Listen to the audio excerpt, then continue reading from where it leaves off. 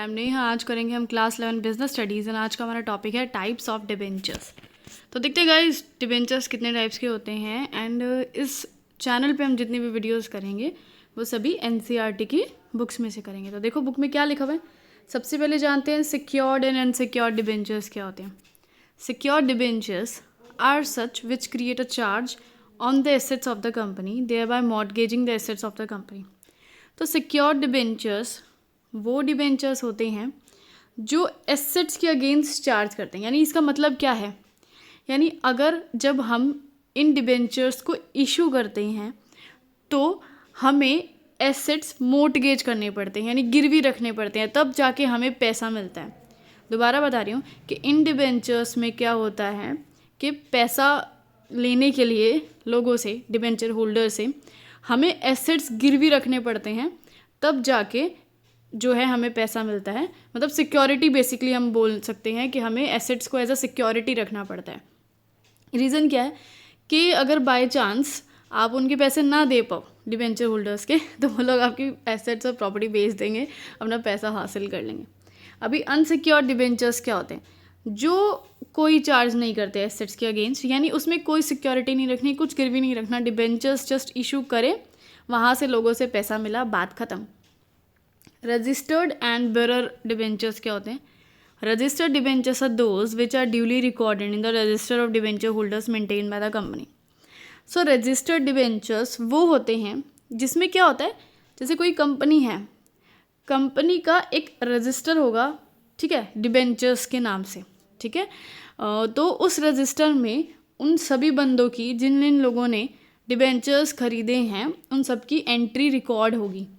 उनका नाम क्या है, उनके पेरेंट्स का नाम क्या है, उनका एड्रेस क्या है, इन्होंने कितने डिबेंचर्स खरीदे हैं, कितने रुपए दिए थे, सारी चीज़ें जो है उस डिबेंचर्स में, जो रजिस्टर होगा डिबेंचर का, उसमें सारी एंट्री रिकॉर्ड होगी, उनका नाम रजिस्टर्ड होगा, इसलिए उनको रजिस्टर्ड डिबेंचर्स कहा जाता है।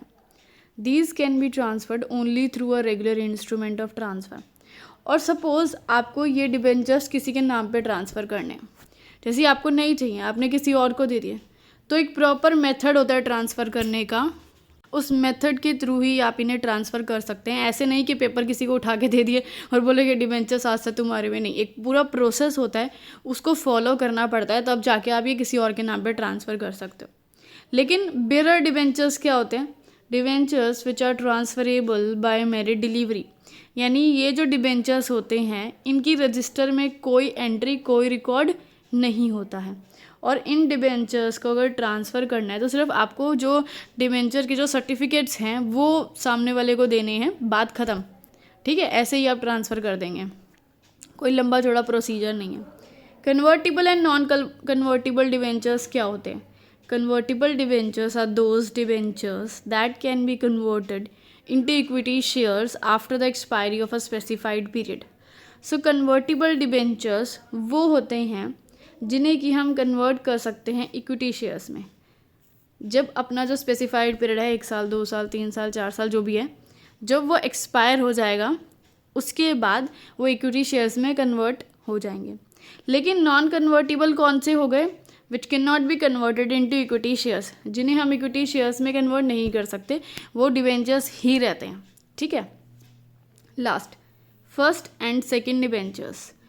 तो देखो क्या लिखा है, debentures that are repaid before other debentures are repaid are known as first debentures. तो फर्स्ट डिबेंचर्स कौन से होते हैं, जैसे कई तरह के इशू कर दिया आपने डिबेंचर्स, तो जिनको सबसे पहले रीपे किया जाएगा, जिनका सबसे पहले रीपे किया जाएगा, पैसा वापस किया जाएगा, वो हो गए फर्स्ट डिबेंचर्स। यानी फर्स्ट डिबेंचर्स के केस में ये कंपलसरी है कि बाकी सभी डिबेंचर्स से पहले इनका पैसा सबसे पहले दिया जाएगा वापस। सेकंड डिबेंचर्स कौन से हो गए, which are paid after the first debentures have been paid back. यानी पहले फर्स्ट डिबेंचर्स वालों के पैसे वापस किए जाएंगे जब रीपेमेंट का टाइम आएगा, फिर बाद में सेकंड डिबेंचर्स वालों के पैसे पे किए जाएंगे, ठीक है। समझ आ गई सारी वीडियो, ख़त्म।